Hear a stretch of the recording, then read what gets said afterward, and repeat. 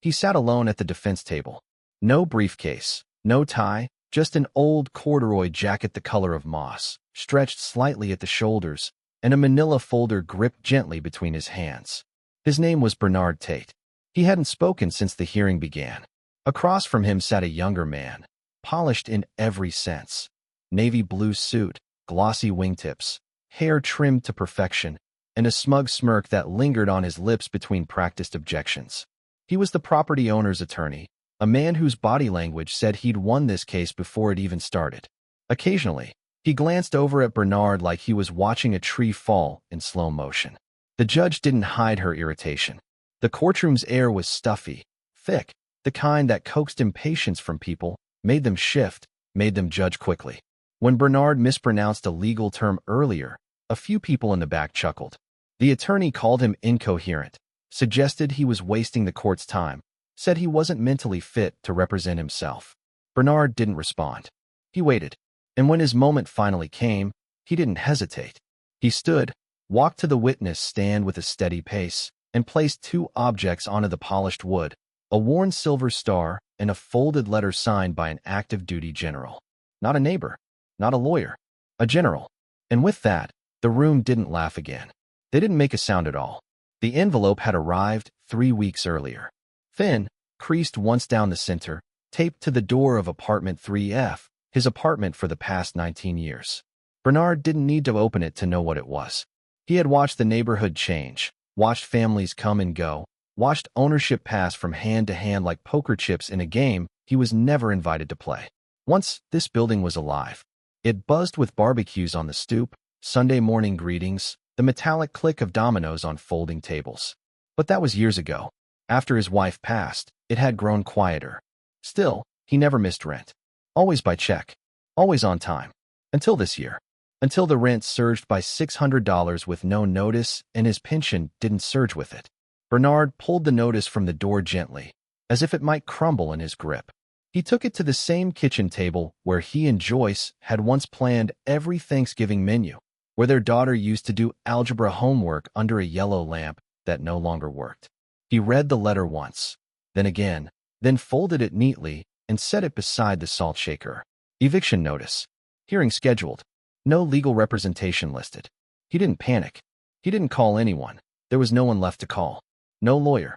No relatives within reach. His friends had either buried themselves or been buried long ago. Instead, he reached above the refrigerator, where a yellowing shoebox waited. Inside was his past, DD 214, photographs from overseas, handwritten letters from a different life, and a medal he hadn't unwrapped in nearly a decade. That night, he ironed a shirt with the back of a soup spoon heated on the stovetop. He polished his boots using the last bit of black paste he'd been saving for a funeral. Not because he thought anyone would care, but because it mattered to him. He didn't write a speech, didn't scribble a defense. He just packed his folder and nodded once to the empty living room as he stepped out. He arrived at the courthouse 10 minutes early. Security moved slowly, but Bernard didn't mind. He adjusted the folder under his arm and walked with a subtle limp from an injury no doctor had ever truly diagnosed. He scanned the courtroom like a man surveying terrain, marking exits, memorizing details, not out of paranoia, but habit. In war, you learn to measure space before words. He wasn't early, but he wasn't late. At the plaintiff's table sat the attorney, Nathaniel Pierce, tapping his pen against a sleek leather binder, cross-legged with the detached confidence of someone who'd done this 30 times this month. He didn't look up. He didn't need to. Bernard walked to his seat without drama, placed the folder on the desk, and waited. The judge, Honorable Miriam Thorne, flicked through paperwork with a kind of automated disinterest. Her voice was clipped. Mr. Pierce, proceed. Nathaniel stood. Your Honor, this is a routine matter. My client, Jefferson Holdings LLC, has attempted multiple times to collect overdue rent from Mr. Bernard Tate. He has failed to pay for over 90 days. We request immediate possession of the property. He clicked his pen. The defendant has chosen to represent himself today. While I admire the effort, I'd like the court to note he is unrepresented, unprepared, and is likely relying on outdated or irrelevant information. I move to proceed directly to judgment. Bernard remained still. He didn't blink. His hands rested lightly on the manila folder. The judge nodded slightly. Mr. Tate, do you have any evidence to present? He said nothing at first. Just opened the folder slowly, pulled a single page out, handed it to the bailiff. The bailiff delivered it to the bench. Judge Thorne's pen moved over the document, but gradually, the scribbling slowed, then stopped. She reread the letter. Once, twice, a third time, slower now. Something in her expression softened, but then retightened. She glanced toward the attorney, who was now thumbing through his phone. This letter, she began slowly, is a commendation issued by Major General Jonathan M. Langford on March 27, 2007. It recognizes Mr. Tate's actions during a firefight in the Ghazni province of Afghanistan. She cleared her throat. According to this document, the defendant placed himself between a civilian convoy and incoming enemy fire. His actions likely prevented the loss of 24 non-combatant lives. She paused, looked directly at Bernard, then turned to Nathaniel. Mr. Pierce, I take it you were unaware of this. The attorney shifted in his seat. With all due respect, Your Honor, Mr. Tate's military record, while honorable, doesn't pertain to the issue of back rent. Judge Thorne raised a hand. It pertains when a decorated veteran is being dismissed in my courtroom as incoherent and irrelevant.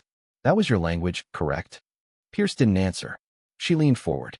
Mr. Tate, do you have anything else to submit? Bernard unwrapped a soft cloth inside the folder and produced a small medal, dull from time, its edges smooth with wear. He placed it in the center of the table and slid it toward the bench. The silver star rested in silence. It didn't sparkle. It didn't announce itself. But it changed the room. For once, even the clerk stopped typing. The gallery, once restless, now leaned in slightly. Not from curiosity, but from a shared, sudden recognition that something meaningful had entered their orbit. The judge stared at the medal. The attorney didn't speak. His jaw tightened. Judge Thorne's voice dropped. Mr. Tate, why did you bring this? Bernard didn't fidget. Because sometimes people forget, ma'am. And I needed one person in this room to remember. No dramatics. No accusations. Just that. She stared at the medal. Then at him. The attorney gathered his papers in silence, not to refute, but because he knew there was nothing left to say. The judge didn't issue a ruling. She didn't need to. Pierce walked out. The courtroom, unprompted, began to shift, first in posture, then in silence, then in something unspoken. Not applause, exactly, but a recognition. One that passed through the room like a breeze through tall grass. The judge spoke softly, not to Bernard, but to the courtroom. We are adjourned. No gavel. No paperwork. Just that. Bernard stood, rewrapped the medal with careful hands, and slid it back into the folder. No one stopped him. No one said a word. As he passed through the gallery, people made space. Some nodded. One woman placed her hand on her chest. He didn't acknowledge them. He didn't need to. He walked like a man with nothing left to prove. Outside, the wind had picked up. The bench near the steps of the courthouse was half in sun, half in shade. Bernard sat, folder resting on his lap. The city moved around him, unaware. A boy on a skateboard passed by. A couple argued over parking. But Bernard stared ahead. Not at anything, just forward, like someone who had trained themselves to look beyond the noise. The uniform was gone. The stories were folded inside the manila folder. But something about the way he sat, spine tall, breath measured, said this was not a defeated man. A bus arrived. He didn't get on. Wasn't his. A woman with shopping bags sat beside him, noticed the folder, then looked away respectfully. Bernard didn't offer explanation. He opened the folder once more, not to reread the letter, just to feel the paper again, as if it anchored him to something still real. He stood after a while, walked toward the crosswalk, paused briefly at a rusted plaque on a nearby wall. It read, "To those who served, to those who still stand." He didn't need to read it. He had lived it. Some medals aren't displayed. They're carried, in quiet moments, folded in cloth, wrapped in memory, and shared only when the world has forgotten why they mattered. Bernard Tate didn't enter that courtroom to win. He entered to remind. And he did.